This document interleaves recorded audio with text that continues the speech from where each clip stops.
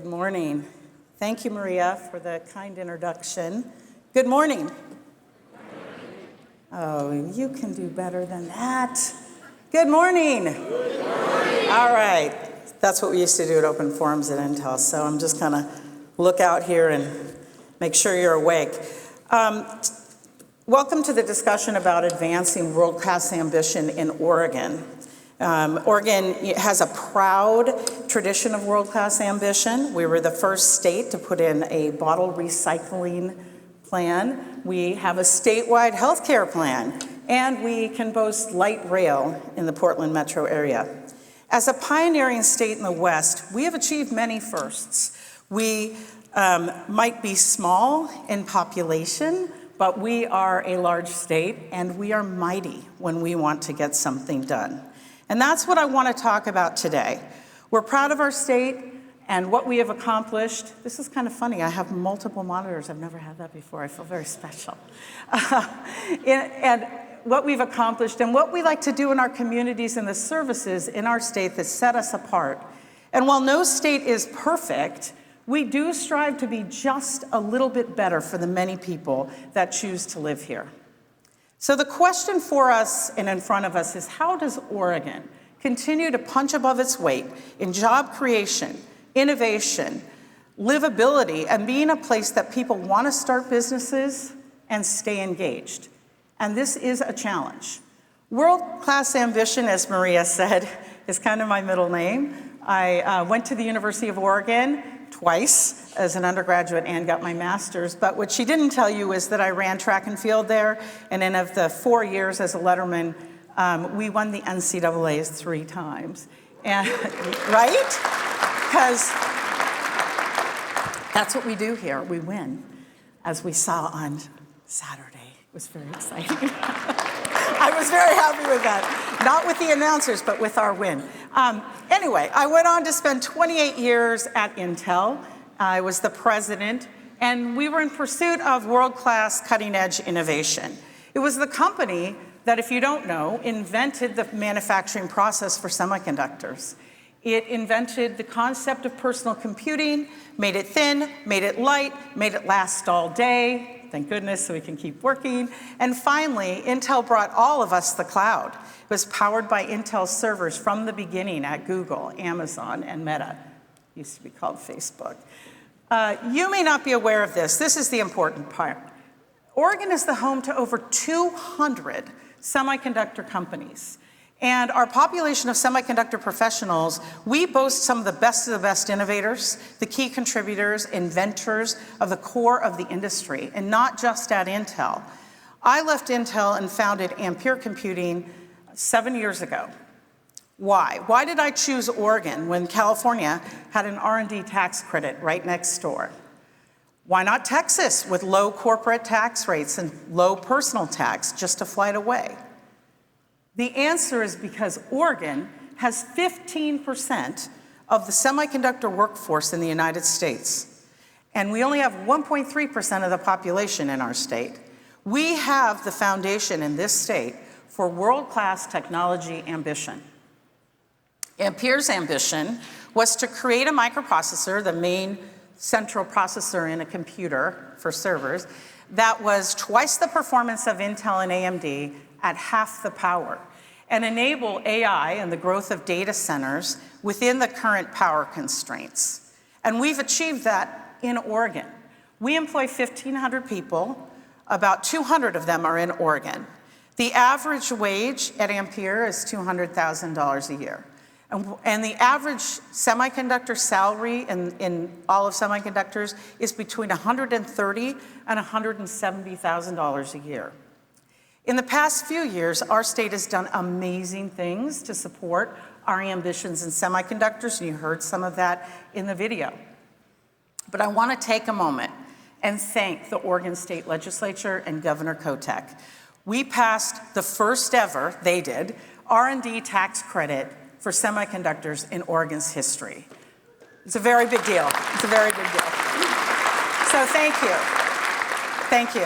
It puts Oregon on competitive footing with all of our neighboring states in the West, and it builds on the $240 million in grants that the governor passed in conjunction with the CHIPS Act funding.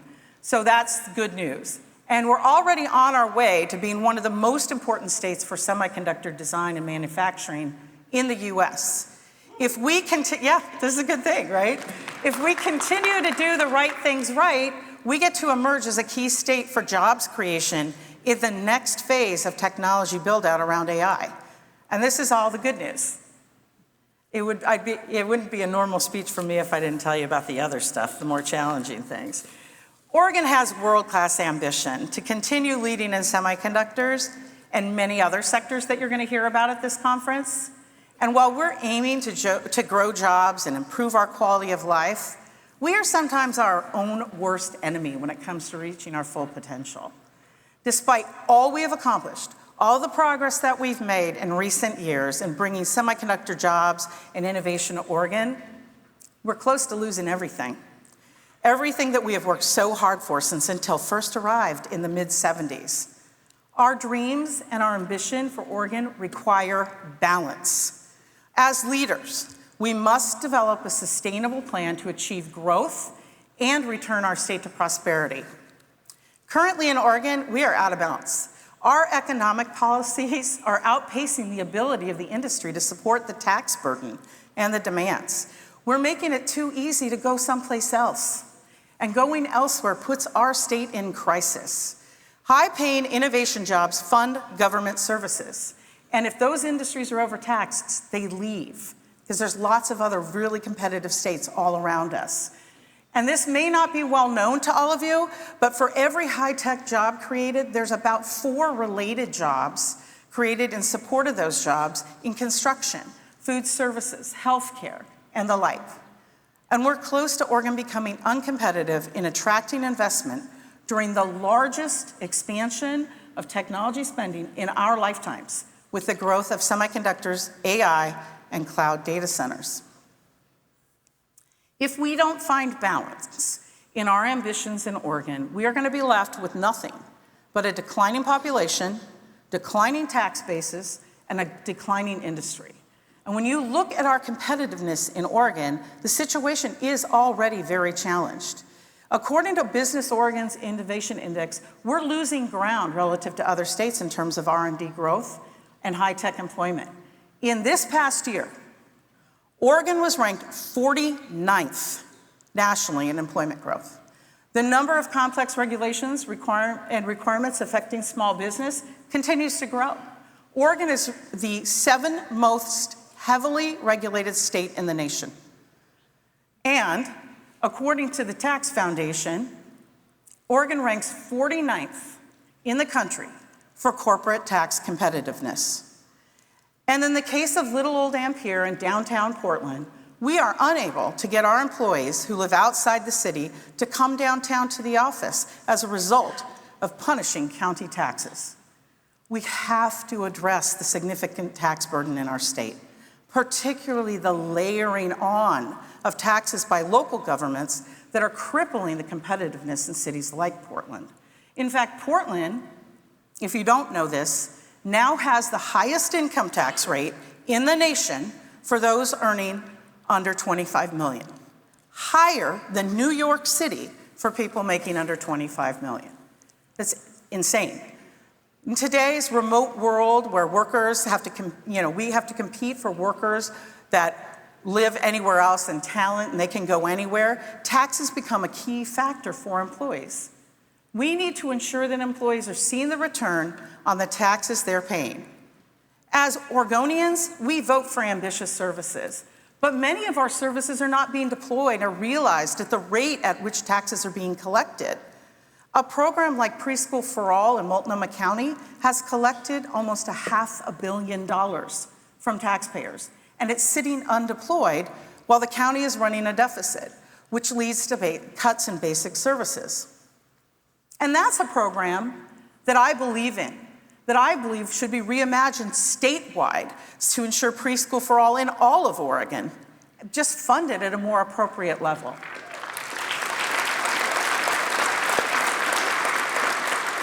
That's the thing about Oregon. We believe in what we're about. We have to figure out a way to more appropriately fund it. This single tax has contributed to a wave of high-income earners leaving Portland. And in Ampere's case, my employees won't come to the office if they live in other counties. I would be remiss if I didn't address higher education. The pipeline for technology and innovation employees is critical. While we work to improve the business environment in Oregon, we cannot lose sight of our in-state talent pipeline. The current pool of available talent is not large enough to sustain the potential growth over the horizon. We need to assess our priorities around Tier 1 institutions. And I know you're going to hear from them today. They probably aren't going to say what I'm going to say as directly as someone in tech would say it. These institutions and their continued success are imperative to our state's long-term health. When you select a new site for high tech, one of the most significant things that you consider is the availability of talent from four-year research universities. It's a major factor in the decision of when you're going to locate growth. Oregon has the ability to compete for these investments. We, as leaders and legislators, need to direct our attention back to bolstering the highest level of education in our state, given the market for talent that is emerging in tech. We're severely underfunding, in my opinion, on a per-student basis, what is required to achieve our ambitions today. Thanks. Having world-class ambition is realistic for our state. We are capable of achieving anything we want in Oregon. We have the space, the natural resources, the universities, the infrastructure, and an inherent desire of people to live in the communities that we create. Our ideas are good ones. Our social approach is desired. However, we must find balance. Balance is required to fund our dreams. We must have a restraint in our tax regime to continue creating the state we love and win the next round of growth in jobs and companies, which is going to be driven by the digital revolution enabled by semiconductors and computing. As we say in technology, it's just data, and the data is undeniable. We are uncompetitive. As harsh as that might sound in tech, if you want to solve a problem, you first have to acknowledge that you have one, and then you have to seek to understand it. I am calling, yes, okay, we have a problem. I'm calling on all of us as leaders of Oregon to shape what comes next in our state. We have to admit that we have a problem. As a lifelong Oregonian, I came here at 17 years old and I never left. I built my family, my career, my business in Oregon, in Portland. I believe we can do better. We can do better. It's on us as leaders, legislatures, community activists to overhaul our approach. Simply stated, we are taxing ourselves into irrelevance. And coming back from that has rarely been done. Please embrace that need for radical change in our approach. Not because we don't believe in what our state is about, but because we do. We must reform the tax regime and continue the work that Governor Kotek started in the Portland Central City Task Force. We need to analyze the effective tax rates on every income bracket, not just the highest earners, to understand how we best ensure competitive and balanced Oregon and adjust and overhaul our approach. Inventing the future begins with a vision of what you want that future to be. Then you work backward to identify the steps you have to take to get there. It has to be a team effort. It's not about each county, each city, or the state acting independently. We all need to align on what the vision is for the future we want to create in Oregon. This is an all-hands-on-deck moment for our state. I'm going to close with the words of John F. Kennedy. There's risks and costs to action, but they are far less than the long-range risks of comfortable inaction. Thank you.